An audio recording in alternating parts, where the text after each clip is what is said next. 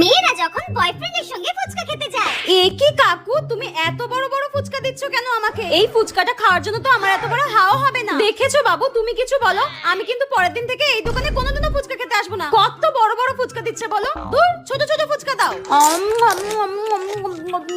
দেখেছো, ঠিক করে খেতেও পারছি না আমি, সব ভেঙে যাচ্ছে।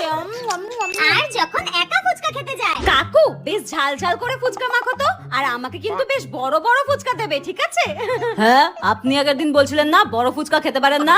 না কাকু না, আমি ছিলাম না, ওটা হয়তো অন্য কেউ ছিল। হয়তো তোমার দোকানে এত কাস্টমার আসে, তুমি চিনে বসে রয়েছো। দাও তো পাতা দাও। এই নিন।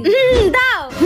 এ কি কাকু, এরকম টিকটিকি ডিমের সাইজের ফুচকা দিচ্ছ কেন? বড় বড় ফুচকা দাও। আগেই তো বললাম এত ছোট ছোট ফুচকা আমি খাই না, বড় বড় ফুচকা দাও, নইলে কিন্তু টাকা দেবো না। যত সব বড় বড় ফুচকা দাও।